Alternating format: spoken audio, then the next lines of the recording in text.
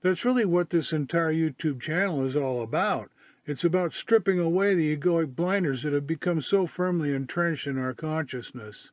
It's about escaping the tangled webs we weave, but how do you escape something that's largely invisible to you?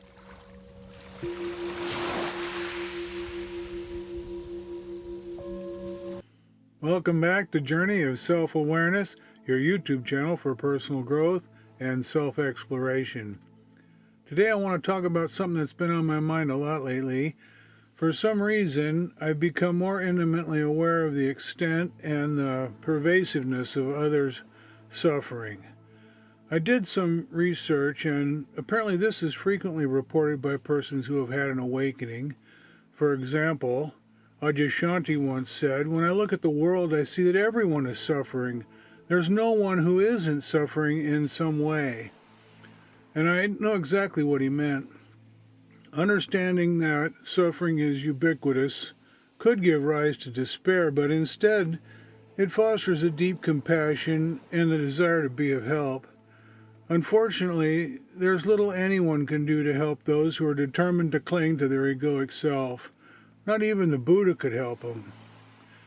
It turns out that in the hustle and bustle of everyday life, people are often caught up in a web of suffering, but for the most part they're not aware of it because it's more or less taken for granted, or they think their suffering is just another part of normal everyday life. The Buddha said that suffering is an inherent part of life, but I think most people are so used to it that they're totally oblivious to their suffering. Even though I can plainly see the suffering in others, I think if you asked them, they would probably say they're just fine. So other than intense physical or emotional pain, what do I mean by suffering? I think the sort of garden variety everyday suffering I'm talking about stems from being so caught up in one's thoughts, emotions, plans for the future, preoccupations with the past, and just the general hubbub of everyday life that people are largely unaware of their own experiences and what's happening to them. In fact, I'd say that being enmeshed in the confines of the egoic self, or the sense of a separate self, is the very definition of suffering, because that's what makes suffering inevitable. As I mentioned, for some reason that I can't quite put my finger on yet, the suffering of others has become more obvious to me lately. I work with the general public, and nearly everyone I see is suffering to a greater or lesser extent. For example, many of my customers are always in a hurry, rushing about and stressed out. In fact, social scientists say that Americans are among the most time-stressed people on the planet. They call it time pressure, always being hurried and harried, frantic and frenzied. I see people who are so impatient. They're snapping at others, yelling at their kids, jerking their kids around, or even hitting them. Other customers are very easily frustrated or irritated by even the smallest inconveniences. For example, they'll become angry when the pin pad reports a momentary chip malfunction. And I've seen customers become so angry with the self-checkout kiosks that they'll actually yell at the machine or even punch the screens. Ever since I stopped experiencing such negative emotional reactions myself, it's been obvious to me that even minor frustrations or irritations are a source of suffering, but for some reason lately it's becoming more apparent. Other people are caught up in the relentless pursuit of happiness or success, chasing external sources of validation, status, or wealth and material possessions. I live in a university town with a mix of college bars and a lot of homelessness, and I see people pursuing momentary flashes of satisfaction through drug use or indiscriminate sexual encounters. Even at work, I often see people self-medicating with alcohol or illicit drugs right out in the parking lot. Unfortunately, many have fallen into the trap of addiction. In fact, by chasing fleeting sources of happiness that are only temporary, many people are actually increasing or compounding their own suffering without realizing it, and many are even rushing headlong into their own demise by unwittingly engaging in self-destructive behaviors, all in the pursuit of pleasure.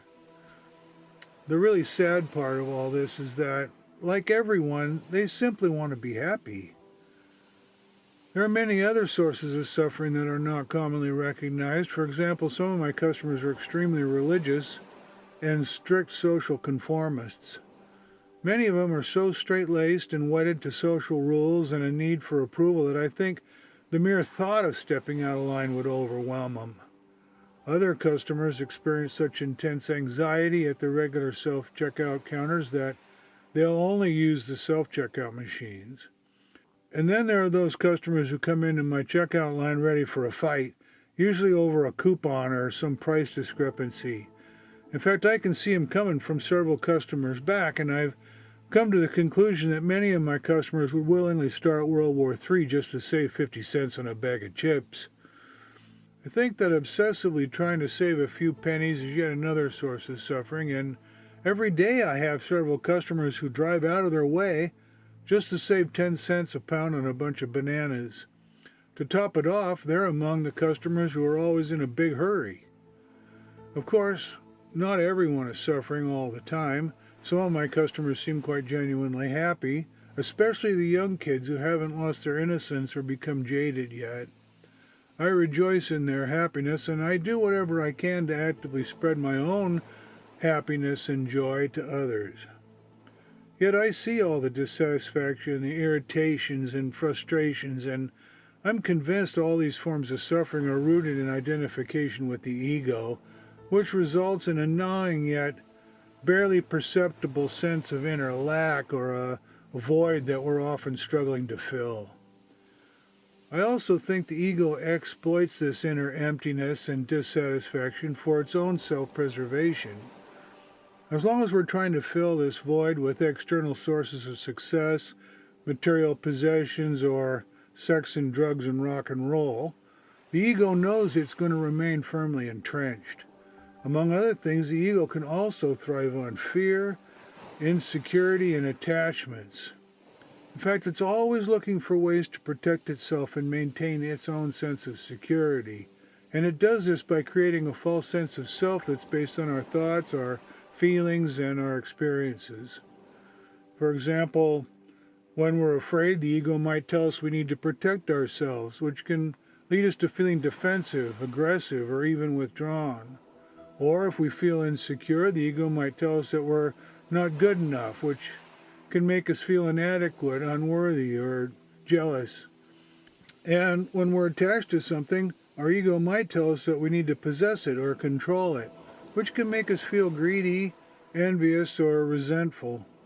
The fact is, the ego has very many strategies it can use to fortify itself and ensure its own security. For example, as I mentioned, the ego is also driven by attachments and desires for everything from material possessions to social recognition to sensory pleasures. Such attachments keep us trapped in a cycle of seeking happiness from external sources, which can never be fully satisfying. The ego also uses fears of loss or rejection or aversions to discomfort, so we're always trying to stay in our comfort zones, even though they may cause us even more suffering. Moreover, the ego will also fuel anger, jealousy, or resentment, which create inner turmoil and external conflict, all because such negative emotions further strengthen the ego and ensure its survival. I guess I'm trying to say that suffering isn't just a consequence of being trapped in the ego, it's yet another tool the ego uses to keep us trapped in what can become an ongoing cycle of suffering.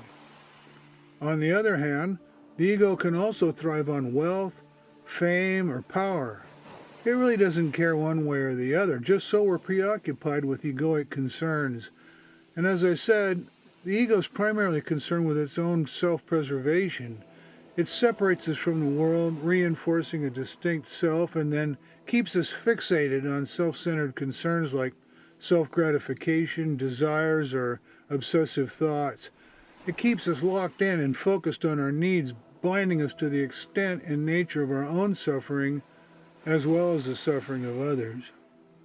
Finally, the ego also keeps us from achieving self-awareness and higher levels of consciousness by keeping us caught up in all the incessant mental chatter, the judgments, the dramas, worries, and attachments.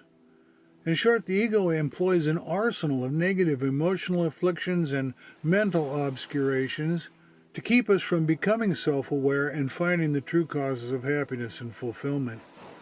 Perhaps the most insidious aspect of the ego's hold on us is the fact that most of us are completely unaware of our predicament.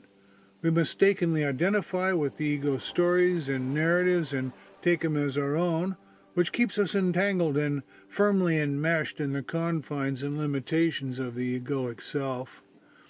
We're all trapped in the tangled and intricate webs woven by the ego since early childhood that have shaped our thoughts, behaviors, and perceptions throughout our lives. From childhood on, we are exposed to social norms, family expectations, cultural conditioning and values, and our own personal experiences that have all contributed to the development of the ego. So no wonder the ego seems natural and we don't notice it.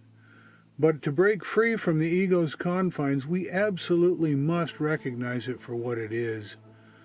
By seeing the ego for what it is and acknowledging its role in our own suffering, we can begin to shift our focus away from selfish or self-centered concerns toward compassion, interconnectedness, and a deeper understanding of our true selves. That's really what this entire YouTube channel is all about. It's about stripping away the egoic blinders that have become so firmly entrenched in our consciousness. It's about escaping the tangled webs we weave, but how do you escape something that's largely invisible to you? Once again, self-awareness is absolutely critical. It's the first and most important step to recognizing the ego's presence and its influence on our thoughts, emotions, and actions. Mindfulness and self-reflection are essential companions for developing this heightened self-awareness. We have to teach ourselves to actively pay attention to the recurring patterns of thought and emotional reactions that arise in various situations. And to do that, we need to learn to relax and let go so we can pay attention, which was the subject of an earlier video, so if you haven't seen it, I recommend you go back and watch it. It's very important to remember to relax and let go and pay attention throughout the day, because the ego's always trying to keep us caught up in its hubbub, while we're trying to break free. And let's not forget meditation. Practices like mindfulness and meditation really help us to begin to see the ego's patterns so we can detach. In fact, regular meditation is extremely powerful practice for transcending egoic limitations because it clears away so much of the mental clutter and helps us cultivate a deeper awareness of our true self beyond the ego. Then, as we become more centered and aware, meditation works to gradually weaken the ego's grip on our consciousness. We also need to observe our stream of consciousness without judgment. Once you've started to recognize your egoic patterns, practice observing them without judgment. This means you don't push them away, don't cling to them, don't lift them up or put them down. Just observe your mind neutrally. This is so important because the ego can be extremely critical and judgmental. It can help if we understand that our thoughts and emotions are not inherently good or bad, and it also helps if you think of them as simply temporary remnants of conditioning and social learning. By observing the contents of your mind without judgment, you can begin to relax, let go, and create room for positive change. Also, try to stop identifying with your thoughts and emotions. Cultivate a sense of detachment and recognize that you're not your thoughts or emotions. They're merely transient experiences passing through your consciousness like water under the bridge. By cultivating detachment, you'll be able to respond more consciously rather than reacting impulsively. And whatever else you do, silence the inner critic. The ego often employs an inner critic to reinforce its narrative, so challenge this inner critic. Stop being critical and judgmental of yourself and others, and be sure to counter any negative self-talk with positive affirmations and self-compassion. Also, instead of taking your thoughts for granted, learn to question them. For example, if you notice self-centered or egoic thoughts begin to arise, question them and ask yourself if they're beneficial either for yourself or others. Often you'll find that many egoic thoughts are based on fear, insecurity, or self-centeredness, in which case you'd be better off releasing them. Mindful living is also important.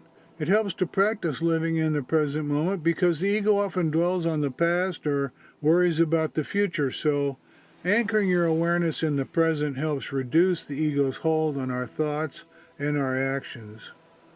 And of course, we need to cultivate compassion both for ourselves and others. Understand that everyone is influenced by their ego. It's a universal human experience. By fostering compassion for yourself and others, you help create a nurturing environment for personal growth and change. Remember, the goal isn't to destroy the ego.